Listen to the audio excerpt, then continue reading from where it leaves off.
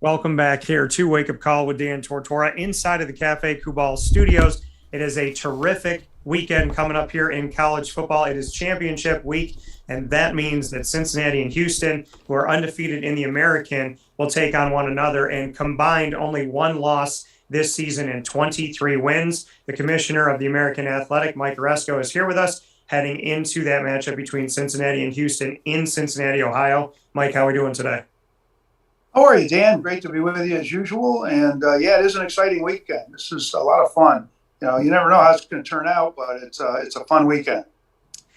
Houston side, to start with the visiting team, just what you could say Mhm. about what Dana Holgorsen has done. I've known him for a while at West Virginia and the rivalry that they've had with Syracuse, and seeing what he's done with Houston. Came in, inherited a program that Tom Herman had left, and it took some time. And obviously, Tom Herman's offensive coordinator took over in between, and there was some adversity to see how far Houston's come and where they are right now. Just what you can say about their elevation back to the American Athletic Championship for the first time since the inaugural one back in 2015.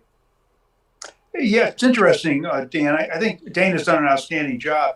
He took over a program that was fractured a bit, from the heights where it had been in 15 and 16 and even at the beginning of 17. But by 18, things were not good. And Dana took over, and you remember that controversial redshirting the first year. Yeah. But he stepped up the roster, and we knew he was doing that. In addition, in his second year, while it didn't show a great record, you could see they were improving. They gave BYU all you wanted, but they suffered badly from the COVID situation. Remember, I think they had 8 false starts. They kept trying to get their season going and couldn't. They had issues during the season. It was really tough. But this year, it started to pay off, and we knew Dana would really be a good coach there, that he'd bring a lot of energy. He's very personable. I like him. And we hate to see Houston leave the conference. We hate to see Cincinnati leave the conference, but we've got nothing but goodwill toward, the coaches and administrators at those schools. Are great places. I think it shows how strong our conference was and the credit we haven't gotten. But I think Houston is a dangerous team. They've matured along the way all season. They've been in some tough games. They know how to win a close game. And you're right. The only loss was ultimately early on to Texas Tech. They had a 21-7 lead and kind of had problems in the second half. But they've come a long way. Should be a heck of a game. Yeah, and looking at the fact that this is Cincinnati's, I believe, third straight trip to the AAC Championship. It's Houston's second overall, and Houston's first since that initial one that I was at down at TDECU Stadium at the time when they faced off, in a big time game that they had down there. So just what you could say about, where we're at here, that Houston has found their way back and that Cincinnati has continuously found their way here under Luke Fickell. It's two different stories on one team that's found a resurgence and then another team that's really stayed consistently strong under Luke Fickell. No question. This is an interesting match because, one, we're on the verge of something potentially historic, right? Should Cincinnati win, possibly making the CFP playoff, and then it would be quite a legacy they would be leaving for themselves in the conference. On the other hand, Houston will have a lot to say about that, and Houston is fighting for a New Year's Day slot because it's hard to think that basically the separation between them and I guess it's San Diego State, that Houston wouldn't leap over if they win, beat the number 4 team in the country and the team that's been number 2 in the AP most of the year. If they win at their place, that would be pretty. And having a 12-1 record, there'd be nothing anybody could match on that. So they've got a real shot at New Year's Day if they win. And, of course, Cincinnati has a legitimate shot at the playoff if they win. And so the stakes have never been higher in one of our championship games. Dan, as you know, most of the teams competing in our championship games have had a shot at New Year's Day. It's been rare when we've had a championship game that didn't have that impact. And this is because we didn't even have one in 14 when Boise got in over a couple of our teams that I thought were pretty worthy, but, we didn't play a championship game and they played tough non-conference schedules that year. So I think other than 1 year, we've been in the mix every year. And this game has been critical. This year, it's more critical than ever. And going into this, the college football playoff meetings and everything that's been going on and the talk of expansion and whatnot, how confident do you feel when we know that UCF had been disrespected a lot, within their 25-1 run where they had gone almost a full 2 years without a loss, changed coaches and stayed undefeated. And within that, won a huge big time bowl game and then hung with LSU at the end of that run. And then we see what Cincinnati did last year, where I felt like they were deserving and ended up going to the Chick-fil-A Peach Bowl to face off against Georgia and gave them everything they could. And Georgia was able to win at the end, really with the last two possessions and kicking a field goal. But people forget how close that game was and that Cincinnati was in the driver's seat for most of that game. To see UCF of a few years ago, even Houston of a few years ago, and now looking at Cincinnati, are we at a place right now where it would be almost laughable if Cincinnati wins this game and is not in the college football playoff after all the work the conference has done, and the fact that Cincinnati, I think, did enough last year, and then this year they look even more convincing? Well, clearly, they and we would be disappointed if they won and they didn't make it. But let's look. We'll hold the powder, right? I think, and I will not be attacking anything or anyone. The committee is I respect them. I always have. I've pointed out where I thought they made mistakes in terms of how they analyze things, but that's because that's what you do. You try to support your teams and you try to do it in a fair and objective way. But I think they have a legitimate shot. They're number 4, and I think a lot's changed, Dan. When UCF had that run, again, Houston in 15 was a heck of a team, right? Yeah. But nobody knew. They should have known based on 13 when UCF destroyed Baylor, right, in the Fiesta Bowl, how pretty good we were, but yet by 15, Houston at one point was 10-0 and they were ranked 18th. Right. And they had big wins. They destroyed Vanderbilt, a team that gave Florida a good game that year. That was not the Vandy of now. And they also had a big win on the road at Louisville. But the committee didn't have the kind of respect for them, and they showed what they could do against Florida State. That team is pretty good. You had players like, Greg Ward and Landon Roberts and a lot of the, he plays for the Patriots. A lot of great players on that team. William Jackson, loaded with talent. But they didn't get the respect.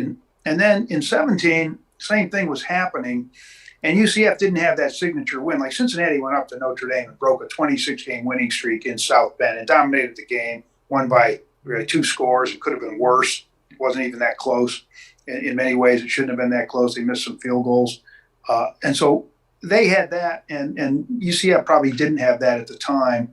But also, the committee just wasn't ranking our teams as high. I think finally they've gained more respect for the conference. We've had so many top 10 teams, so many top 25 teams. So I think it's different now. But I also think Cincinnati, what they did last year was so impressive. What they did with Georgia was impressive. Should have won that game. There were some things at the end that happened that shouldn't have, and they won and they lost. But the point is, they dominated the game even without 5 of their best players not even playing. And the great Ahmad Gardner, how good he is. He didn't play last year in that game.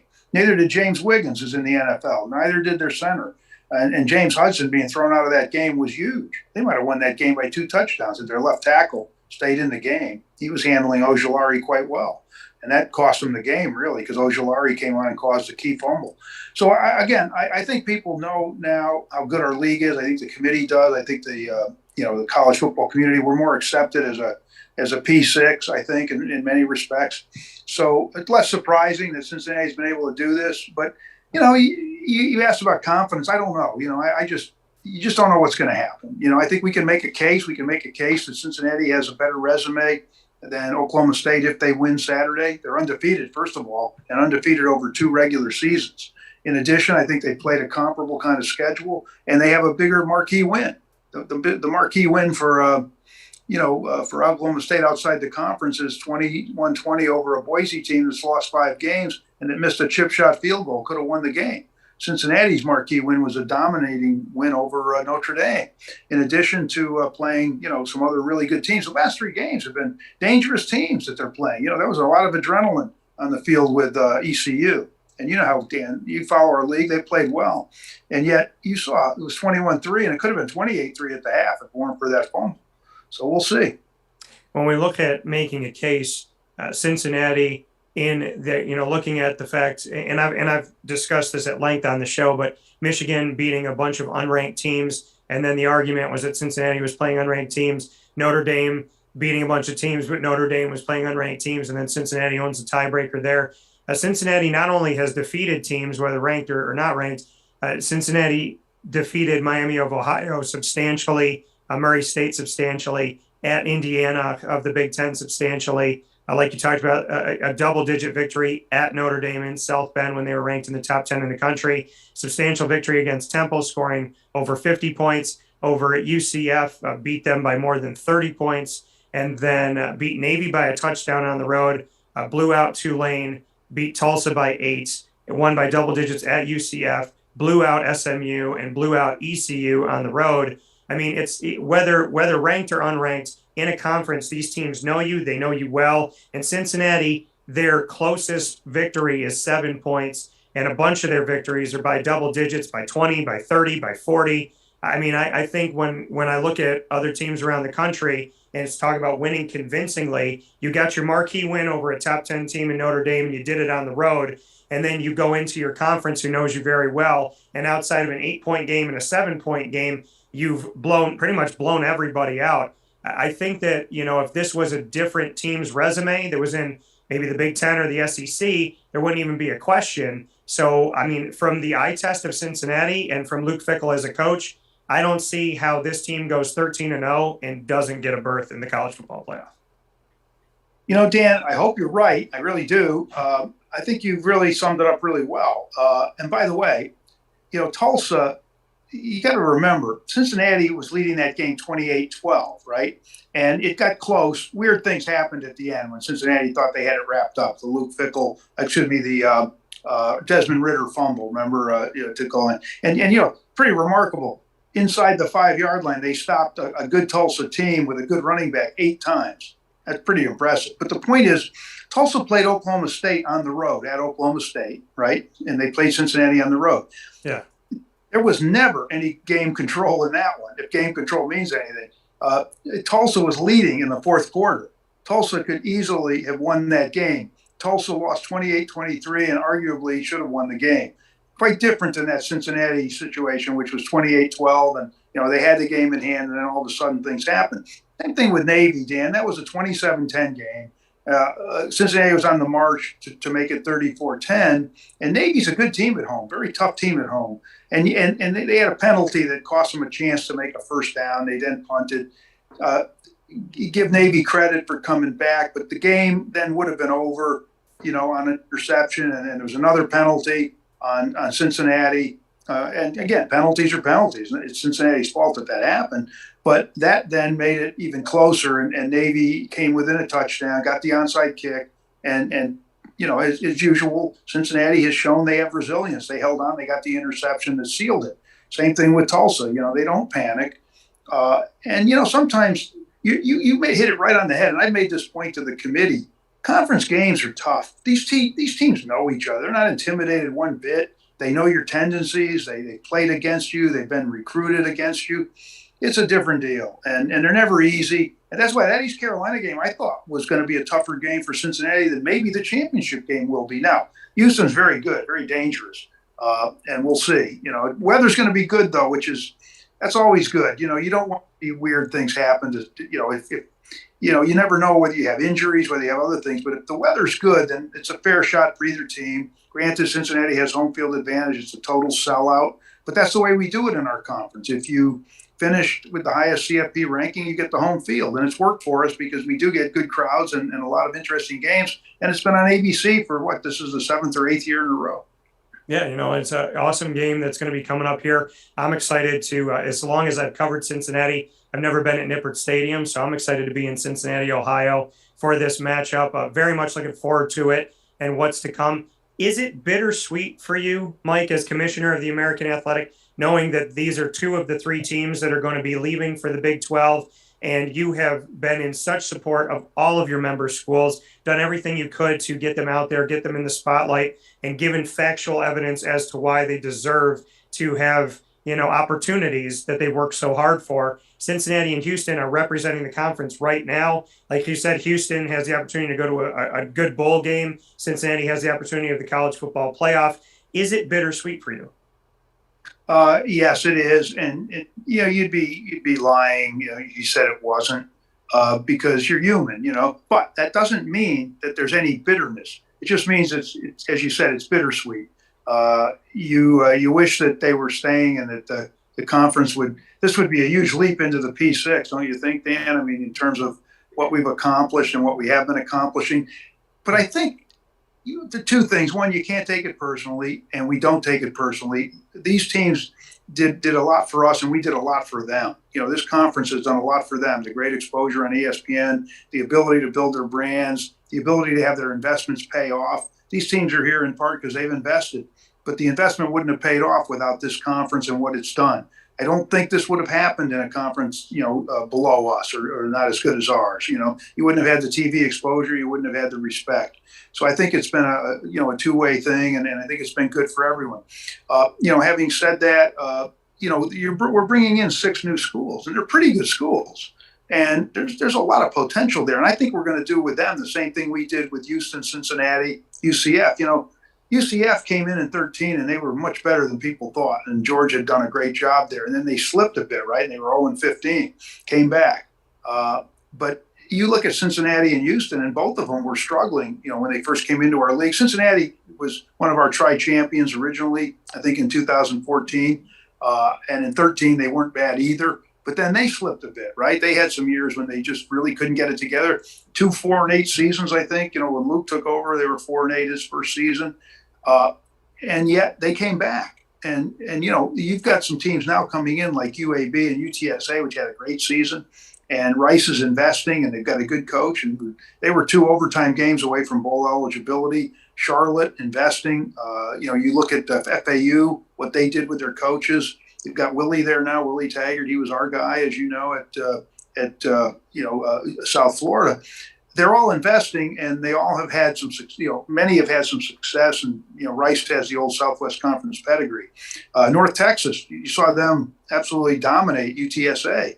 They won their last 5 games to get bowl eligible.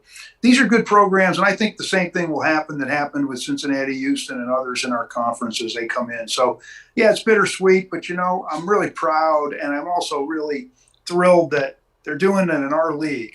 And it'll always be a legacy for this league, however long this league is around, and I think it's got a good future.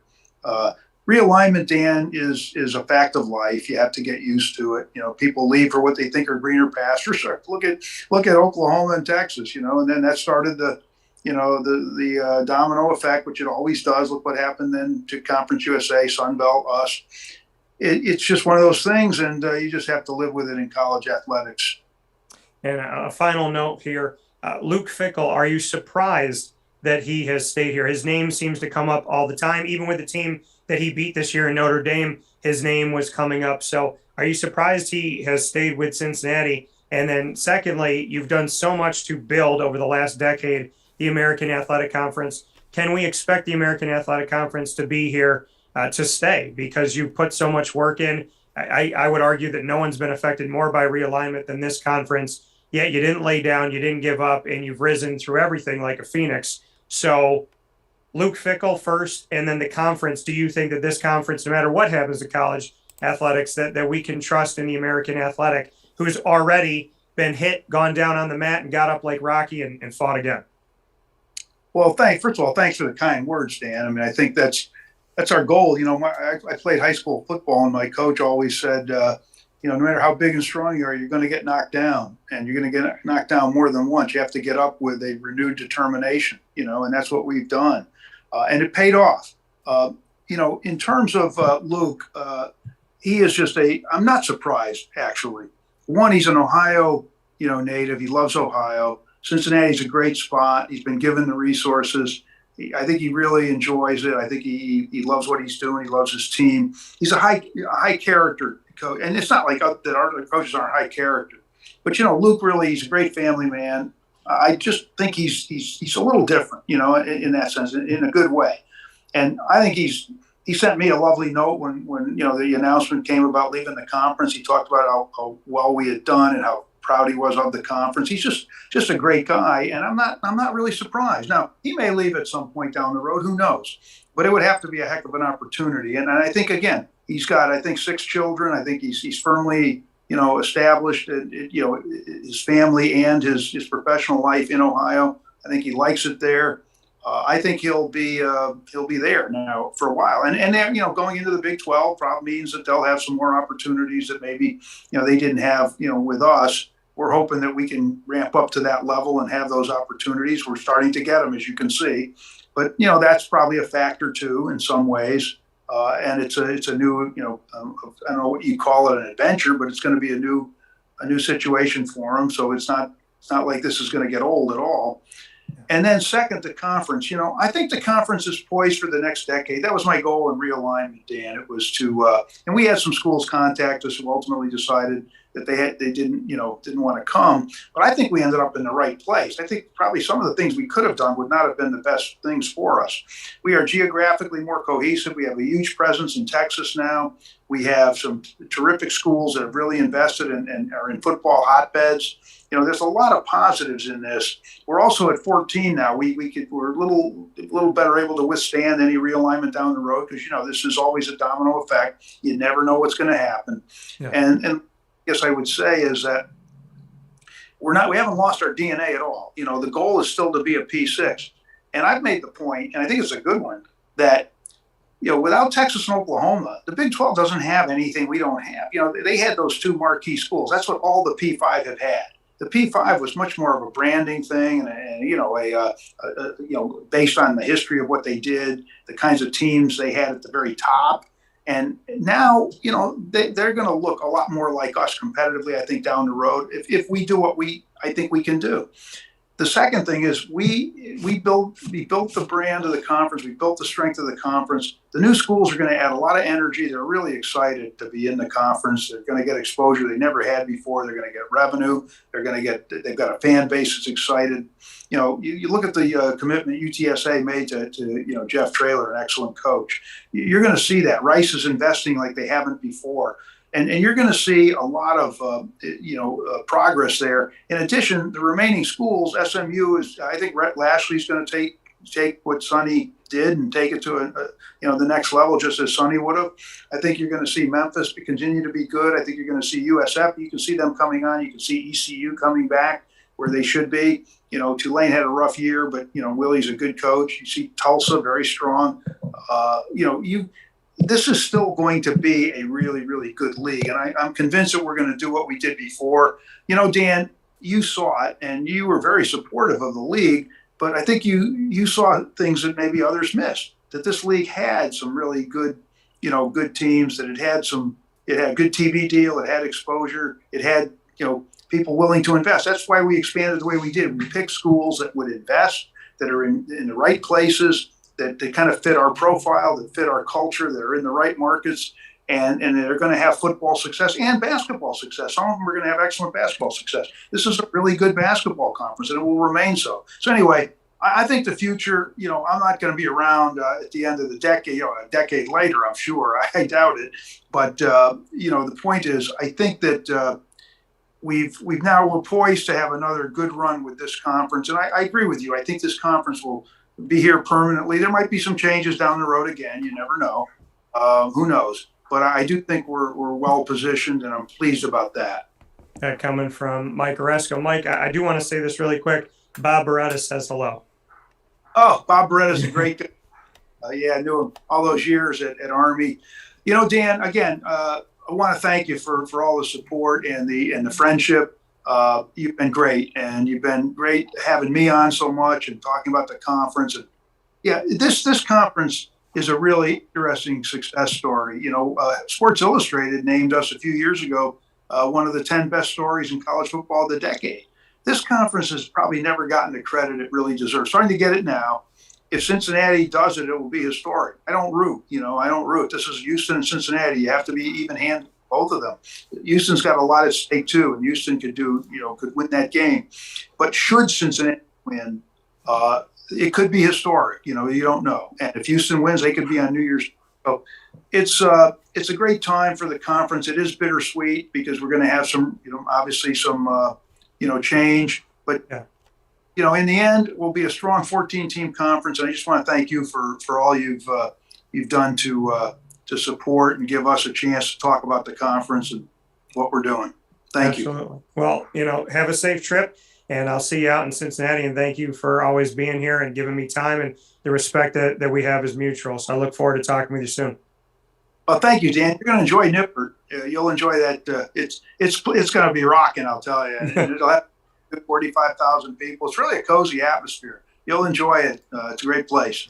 So we'll say safe travels, and we'll see you out there. All right, sounds good. See you soon.